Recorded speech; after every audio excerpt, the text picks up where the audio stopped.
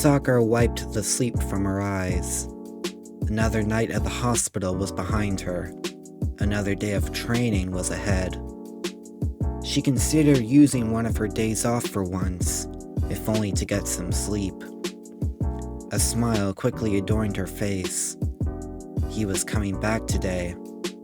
A bittersweet revelation. After a moment of thought, she decided to head towards the village gate. The last 3 years had felt hollow. Perhaps having Naruto around again would bring some ease.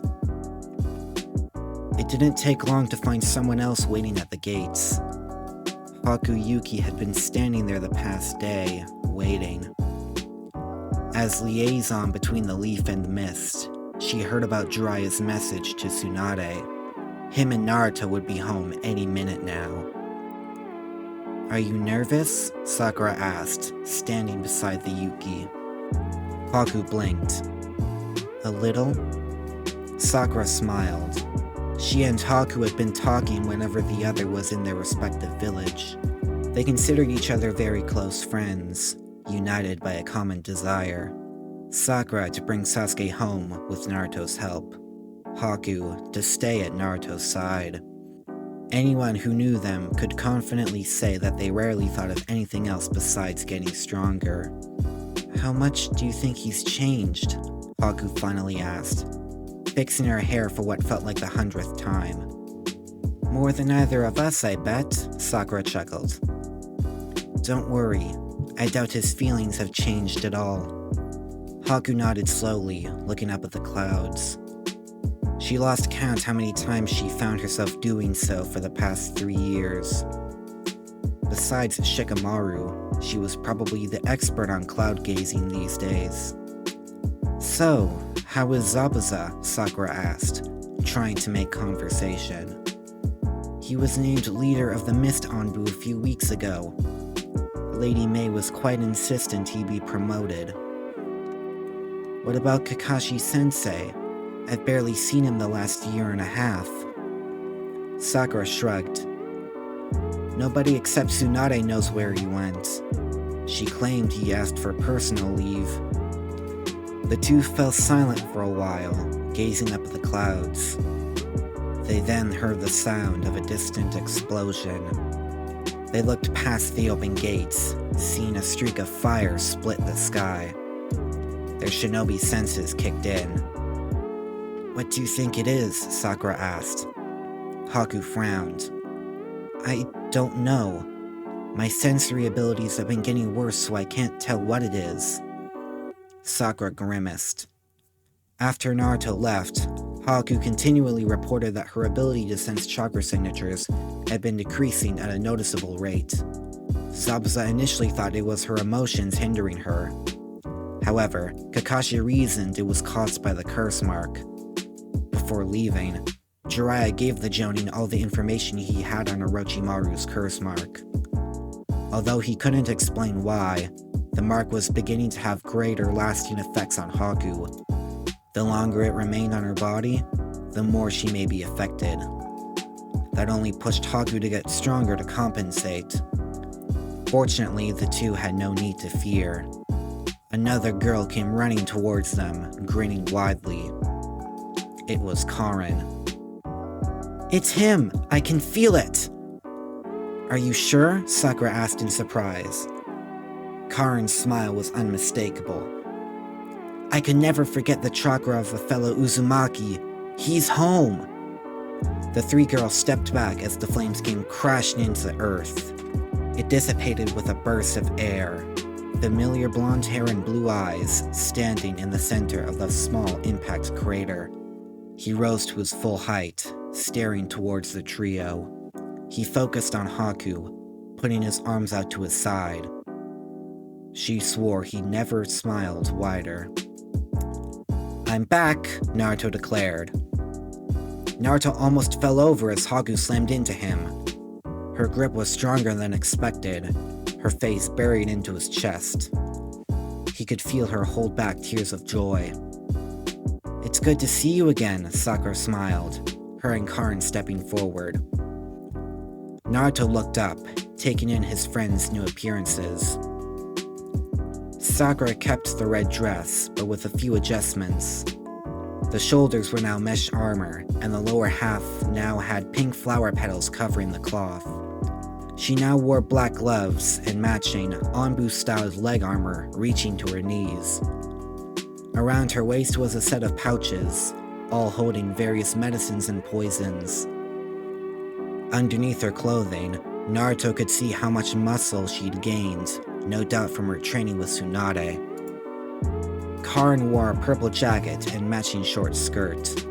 Her pants were black, as were her bracelets. Her hair was shorter and glasses just as red. Naruto noted that she still kept her skin covered, conscious about the marks still covering her body. "I see the two of you are doing well," the blonde grinned. Sakura nodded. "Karin here has been training with me to be a medic." "The traditional kind," Karin added softly. "I've finally decided that being a shinobi isn't for me. I'll be much more helpful in the Leaf." Naruto nodded in understanding. He expected Karin to go down this path. Finally, Haku pulled away, Naruto able to take in the sight of her. Her hair had grown, now tied in a high ponytail. Her Haori was replaced with a short, white kimono robe. Her thick pants went down to her knees, the rest of her legs covered in bandages. Around her waist was a light blue sash, her mask hanging onto the side. They stared at each other for a moment, no words needed to express their thoughts. If it wasn't for Jiraiya finally appearing, they would have stayed that way for much longer. "Come on, kid, we need to go see Tsunade. She wants a full report on your training." Naruto nodded, turning to the girls. "You care to join me?" Karin shook her head. "I've got to get to the hospital soon. We can catch up later, right?" Naruto smiled, looking to Sakura. "I just got off work, so I might as well," she replied. Haku didn't need to answer. She clung to Naruto's side the entire way to the Hokage tower. Karin said her farewell, going in the opposite direction. As they walked, the villagers took in the sight of the new Naruto Uzumaki. No one knew how to respond. The eyes of hatred were gone, even if for just a moment, as confusion filled their minds. Naruto had vanished from the village suddenly, and reappeared with little warning. Naruto ignored it, as always. Even though he hadn't done it for 3 years, it was as easy as breathing to him. His breath became stuck in his throat as Jiraiya opened the door to Tsunade's office. Inside, the Hokage leaned deep into her chair, almost invisible beneath the stacks of paperwork. It wasn't until she jumped out of her chair did Naruto see how little she had changed. The only change was the diamond seal on her forehead. Although he wasn't the best sensor, he could tell a lot more chakra now resided within it now. "It's good to see you both safe," Tsunade grinned, pulling Naruto and Jiraiya into a bear hug. She swiftly let them go so they could breathe, Sakura watching from the back. "So, what do I need to know about your training, Naruto?" the Hokage asked. Jiraiya handed her a scroll. It took a few seconds for her to skim through it.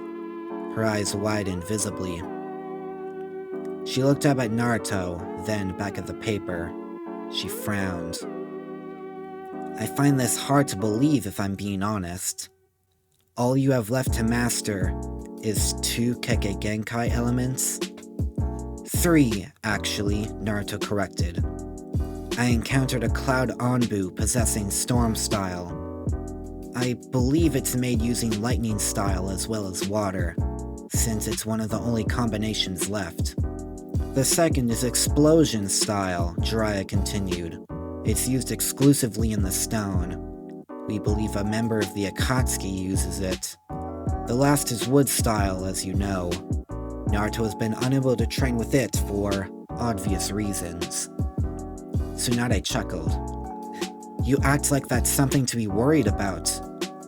Naruto, are you sure you've mastered all these other nature transformations? Naruto scratched the back of his head. For the most part. Pervy Sage made sure to push my use of shadow clones well beyond my limit. A good thing, too. His face turned grim. The world knows about me now. My powers, the Nine Tails, my lineage. Sooner or later, the village will know too. Tsunade frowned. No point worrying about that. They were going to find out the truth whether you wanted them to or not. Well, since you're back, I'll give you the day off. Tomorrow, I'm putting you back on missions. Although the Akatsuki are still out there, that doesn't mean you get to slack off. Naruto nodded. Before that, I want to send all the info we have on them to the Sand and Mist. I assume Gaara chose a liaison like Haku? Tsunade smirked. He did. It's Tamari. I'll let her know when she comes later today. So, you heard about Gaara's promotion to Kaze Kage? Jiraiya shrugged. Kind of hard not to. He carries the One Tails after all. I'm honestly surprised he regained trust of the entire village in only 3 short years. Tsunade sat back down, taking a handful of scrolls and notes from the sage. I'll make sure to send Gaara your regards. In the meantime, enjoy your break. Naruto nodded in thanks, Haku and Sakura following him out.